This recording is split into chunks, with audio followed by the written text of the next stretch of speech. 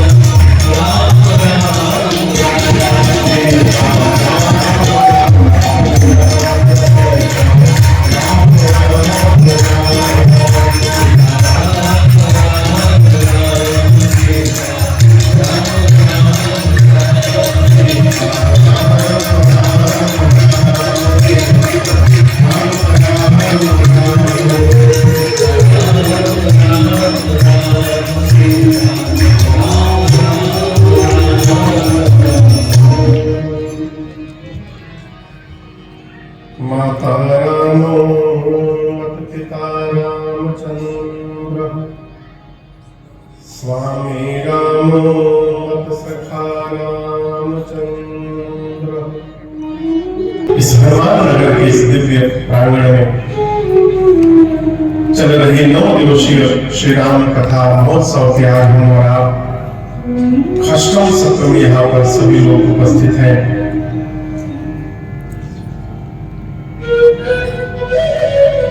मानस में पूज्यपाद स्वामी तुलसीदास जी महाराज कहते हैं, संत दरस जिन पातक करे। हमारा आपका कितना परम सौभाग्य है। आज इस कथा के मध्य में हमारे आपके मध्य में कई संत चरण का आगमन हुआ है और इन चरणों का दर्शन ही हमारे जीवन को कृतार्थ करने के लिए पर्याप्त है। पहले दिन मैंने आपसे निवेदन किया कि इस वर्ष 2024 में ये जयपुर में तीसरी राजस्थान की राम कथा गाने का सौभाग्य मिला। मार्च में हम लोग पूज्य सरकार के शरण में बैठकर श्री राम पंचायती मंदिर संगरिया धाम में राजस्थान में स्थान के वार्षिकोत्सव में 9 दिन राम कथा गाने का सौभाग्य प्राप्त हुआ। पिछले लगभग 14 वर्षों से हम लोग राम कथा गा रहे हैं, लेकिन आपको बताऊं, श्री सांगरिया धाम में जब कथा गायन चल रहा था तो ऐसा प्रतीत हो रहा था कि साक्षात वैकुंठ में बैठकर कथा गायन कर रहे थे। और नहीं रहा गया तो 6वें दिन बोल पड़ा कि सरकार ये बालक फिर से यहाँ कथा गायन करना चाहता है, तो बड़ी कृपा से 2027 में फिर स्थान उत्सव में हम लोग कथा गाने जाएंगे। वहां से आए हमारे गुरुदेव भगवान, जिनके आशीर्वचन हमने आपके प्राप्त किए, साथ में विराजमान पूज्य श्री राम जी रामायण जी, क्या अद्भुत मानस जी का नमः पाठ गायन करता है। आज भी हमारी काम में दोस्ती है। हमारे आपके मध्य में हमारे बड़े प्रिय, पूरे जयपुर के प्रिय हवा महल विधानसभा से वर्तमान में विधायक परम आदरणीय हाथोस धाम से आए महाराष्ट्र पूज्य स्वामी श्री बाल मुकुंदाचार्य जी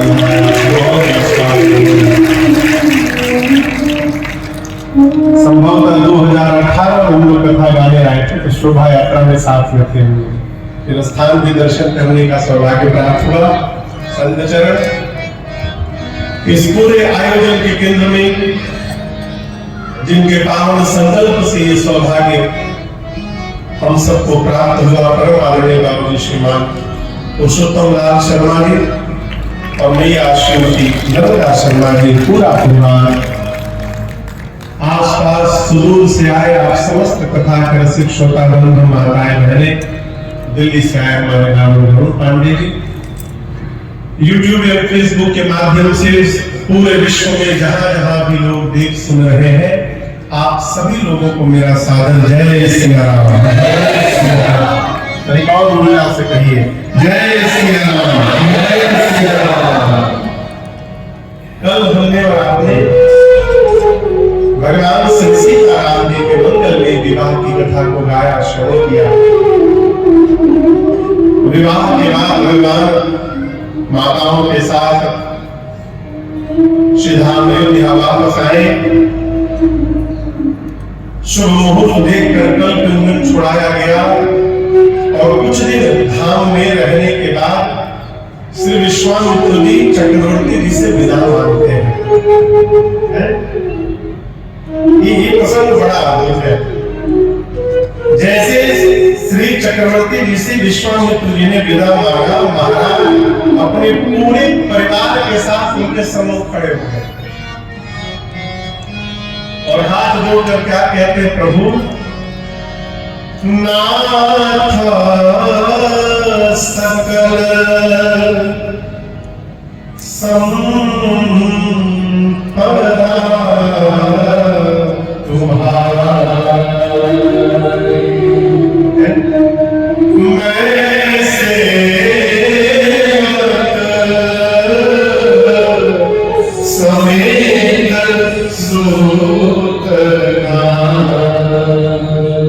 श्री चक्रवर्ती जी ने कहा, नाथ मेरे जीवन की सारी संपदा आपकी कृपा प्रसादी है। नाथ सकल संपदा तुम्हारी, मैं सेवक अकेले नहीं समेत सुत नारी, अर्थात हमारा पूरा परिवार इस श्री चरण का दास है, सेवक है आपका।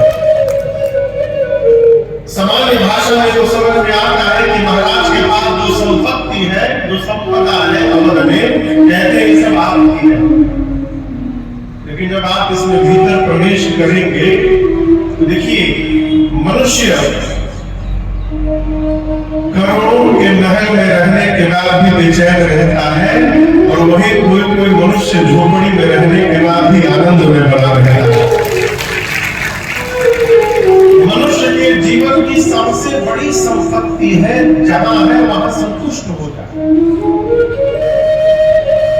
किसी भी परिस्थिति में जीवन का आनंद यदि बना हुआ है तो हमसे बड़ा कोई धनवान नहीं है। चक्रवर्ती जी केवल राम लक्ष्मण जी को विदा किए थे, साथ में 4 बहुएं आई हैं और आने के बाद अवध में जो आनंद महोत्सव चल रहा है, महाराज जानते हैं कि मैंने तो मना कर दिया था, राम लक्ष्मण को नहीं दूंगा। जब मांगने आए थे, गुरुदेव भगवान की आज्ञा में तो मैंने दिया और दिया उसका परिणाम मेरे जीवन में इतनी आनंद की वर्षा हुई। कहते हैं प्रभु, ये दशरथ के जीवन का सारा आनंद आपकी कृपा प्रसादी है। महाराज कहते हैं, मुनिवर के चौथे पल में आ गया है, क्या पता कल रहे कि ना रहे। एक प्रार्थना है, और ये जो प्रार्थना है ना, यही प्रार्थना हमको किसी भी साधु महात्मा संत से करनी चाहिए। चक्रवर्ती जी क्या बोले, आपने मेरे ऊपर कृपा की, मेरे जीवन में आनंद की वर्षा हो गई। जब मैं ये धरती पर न रहूं तो मेरे न रहने के बाद भी मेरे बच्चों पर सदा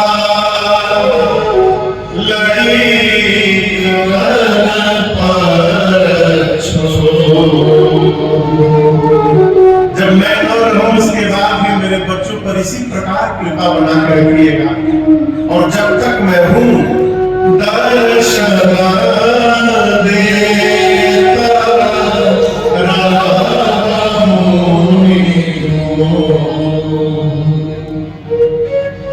किसी भी महात्मा से, संत से एक ही प्रार्थना करिए, प्रभु अपनी कृपा दृष्टि बनाए रखिए। अच्छा आप बताओ, राम जी को ये नहीं पता था क्या कि वो पत्थर जो है वो अहिल्याली है?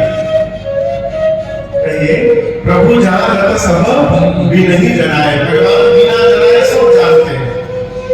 राम जी को ये भी पता है कि वो जो शिलारूप में बैठी है वो अहल्या है, उनके पति गौतम ऋषि ने उनको श्राप दिया है। राम जी को यह भी पता है कि मेरे चरण रज से ही उनके श्राप का मोचन भी है। पता था तो राम जी ने जाकर स्पर्श क्यों नहीं करा? राम जी तो सब जानते हैं लोग, कब तक स्पर्श नहीं कराया? जब तक श्री विश्वामित्र जी ने राम जी को स्पर्श करने के लिए नहीं कहा। अब इसके कई कारण, एक तो सबसे पहला कारण, भगवान श्री विश्वामित्र जी को बड़ाई देना चाहते हैं कि आगे जगत ये संसार कहे कि विश्वामित्र जी ने राम जी को बोल करके अहिल्या जी का उद्धार करा। पहला कारण। और दूसरा कारण भाई बाप, ये जितने संत महापुरुष आप देख रहे हैं, संत चरण, ये सारे संत चरण भगवान के मार्केटिंग एजेंट हैं। धरती पर आकर लोगों के द्वार द्वार जाकर भगवान के नाम रूपी प्रोडक्ट का प्रचार करते हैं। भगवत नाम है, इसको लेने से ये फायदा है। सरकार कितना अद्भुत वाक्य बोले, आत्महत्या वो नहीं है जो इस शरीर को समाप्त कर ले, आत्महत्या वो है जो इस मानव शरीर को प्राप्त करने के बाद कुत्ता बिल्ली दौड़ने का कार्य कर रहा है। ये वास्तविक आत्महत्या। इस नर शरीर को प्राप्त करके जो अपना लोक परलोक न बना पाया, ये आत्महत्या है। ये संत लोग पूरे जगत में घूमते हैं और इस परिवार के भीतर भक्ति का दर्शन करते हैं, तो जब भगवान के सामने बैठते हैं तो भगवान से कहते, प्रभु जयपुर में गया था, एक बहुत प्यारा परिवार है, आपका भजन करता है, आप अपनी कृपा दृष्टि बना करके रखिए।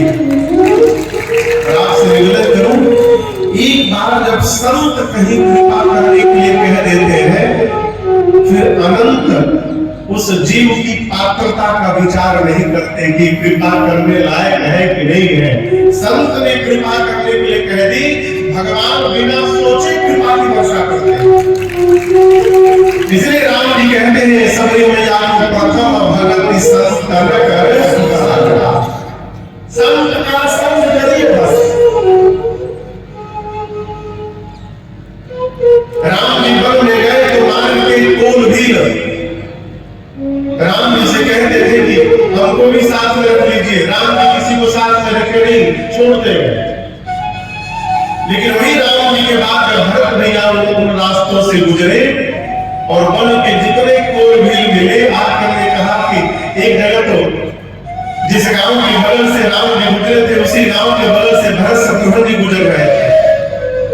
कोल भीलों का पूरा गांव, सारे लोग गांव के बाहर आके खड़े हो गए, आपस में बात कर रहे हैं। उसी दिन वाले दोनों हैं कि दूसरे हैं, कोई लग तो वैसे ही है, सामने बोले। एक ने कहा नहीं वो नहीं हो सकते, सकते, ये दूसरे हैं। क्यों? उस दिन वाले तो हंसते हंसते जा रहे थे, ये दोनों रोते रोते जा रहे हैं, ये उस दिन वाले नहीं है। फिर एक ने कहा हम जानते हैं उस दिन जो दोनों गए थे ना, ये दोनों उनके भाई हैं। वो लगता है दोनों घर से रूठ कर आ गए थे, तो ये दोनों उनको मनाने जा रहे हैं। बिल्कुल भी उन्होंने कहा यदि इनके साथ लग जाएंगे तो हम भी पहले वाले के पास पहुंच जाएंगे, और भरत जी के पास मार्ग के जितने भी कोल भी आ रहे हम भी आपके साथ चले।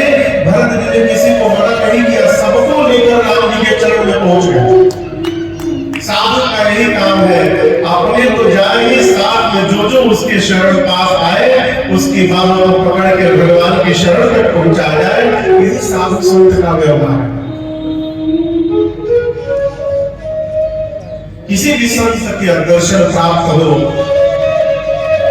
शरणागति प्राप्त हो और कुछ पूछने का अवसर प्राप्त हो तो यही पूछा करिए महाराज, जीवन के व्यवहार का पालन करने के साथ साथ भगवत चिंतन कैसे बना रहे उसका उपाय बताइए। जीवन में कितनी भी विपत्ति आ जाए, मन विचलित न हो, भगवान के चरणों के प्रति विश्वास कम न पड़े, इसका उपाय बताइए। श्री चक्रवर्ती जी महाराज कहते हैं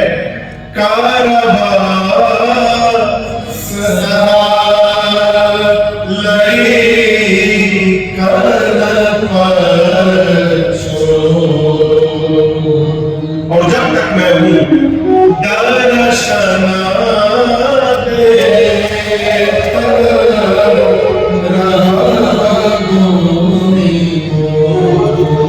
इतना कहते अस कहि राम सहित सुत रानी। विश्वामित्र जी के चरणों में दंडवत प्रणाम करते हैं, आशीर्वाद लेकर और विदा लेकर विश्वामित्र जी बक्सर की ओर प्रस्थान करते हैं। यहाँ पर पूज्य बाल गोस्वामी तुलसीदास जी महाराज श्री बालकांड की कथा पूर्ण करते और कहते हैं भगवान के जन्म से लेकर इस विवाह महोत्सव तक की कथा जो मैंने गाई, मैंने गाया नहीं है इसको। भगवान का चरित्र अपार भाव सागर है, अपार वारिध है। कौन कवि है जो इसको गा करके पार कर जाएगा? केवल और केवल अपनी वाणी को पवित्र करने के लिए मैंने भगवान की इस कथा को गाया। कहते हैं हरि सभा में दोष दे जननी जरते। भरत भी आसे राम जी कहते भाई मेरी मां कैकेयी को जो दोष देगा वो जड़ होगा। कौन दोष देगा? जे गुण साधु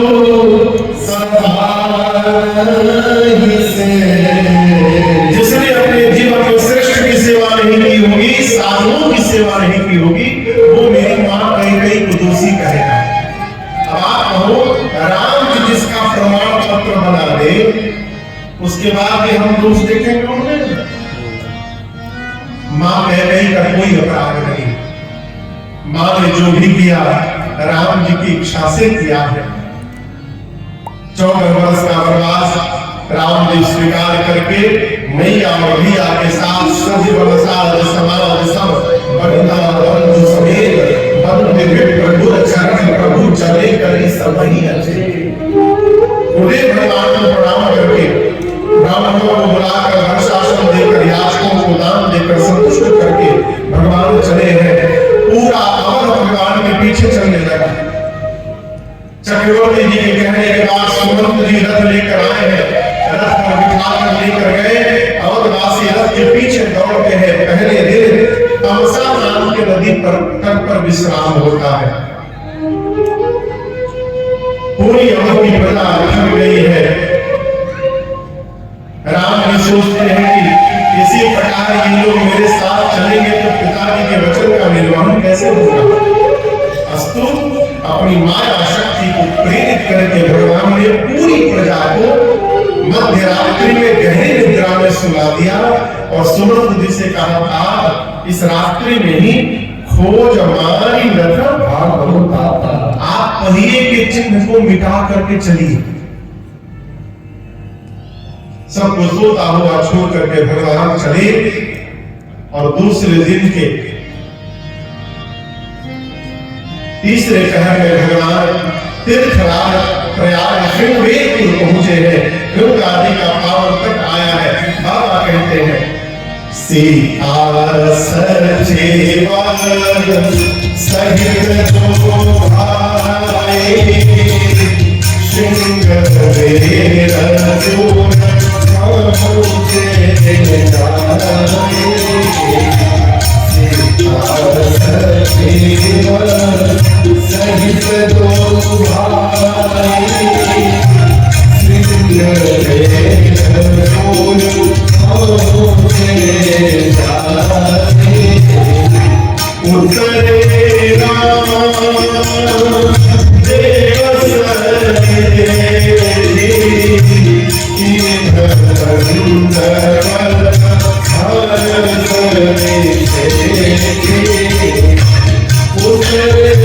राम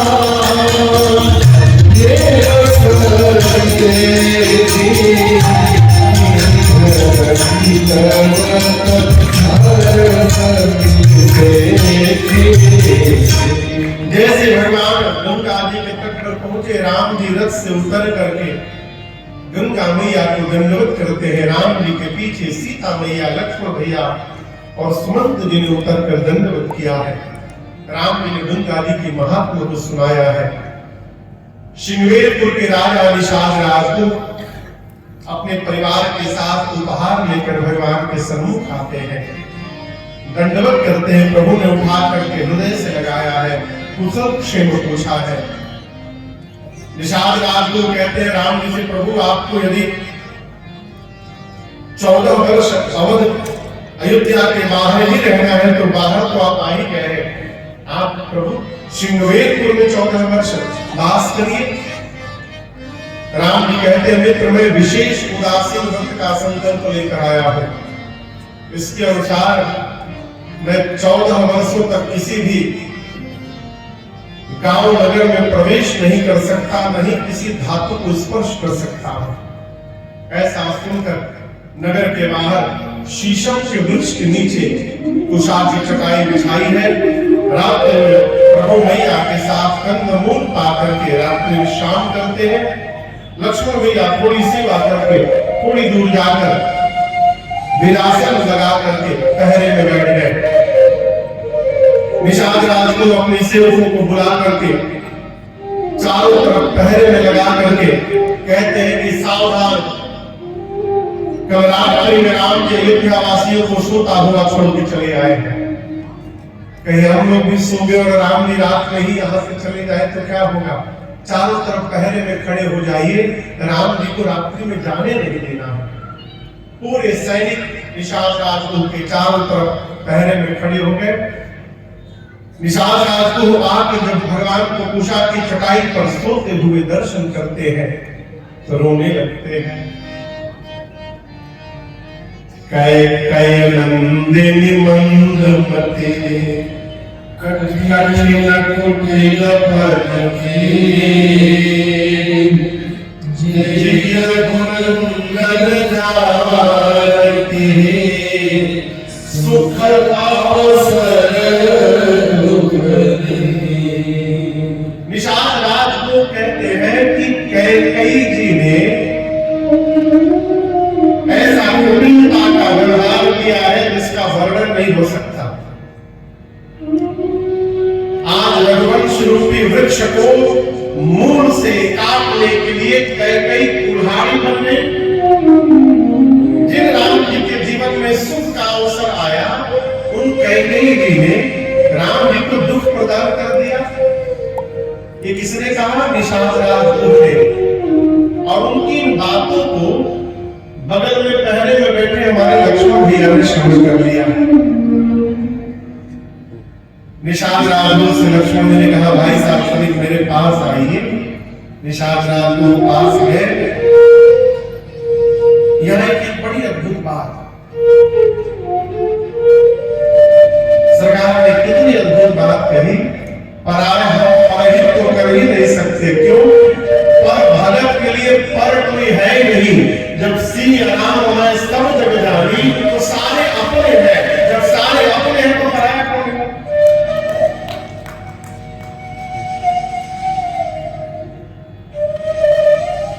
जिसको अपना कह दिया एक बार, उसके बारे में उसके खिलाफ सुनना बंद कर दीजिए।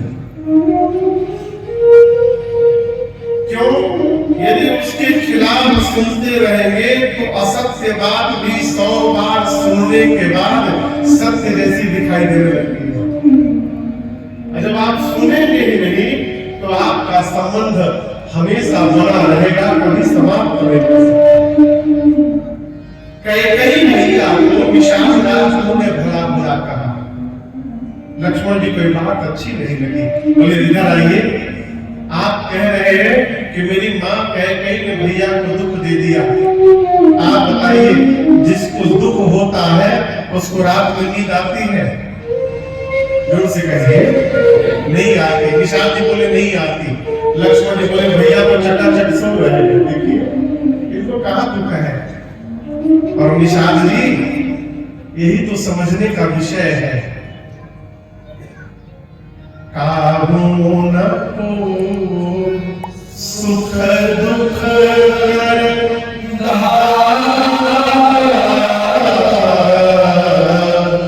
निज कृत भोग सब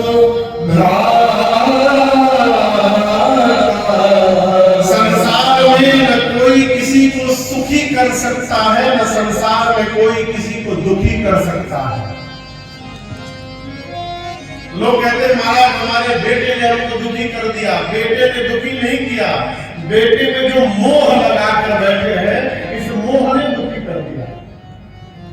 लक्ष्मण जी ने पूरी सूची दी है, मिलना बिछड़ना, जन्म लेना मरना, स्वर्ग नरक, अच्छा बुरा, काल कर्म, घर परिवार, संपत्ति विपत्ति, कर्म, पत्नी संबंधी, ये जितने आप देख सुन रहे हैं ये क्या है? मोह मूल, ये सब मोह का मूल है। आप और सहजता से यदि बताऊं, बेटा को पढ़ा रहे हैं किस आशा में?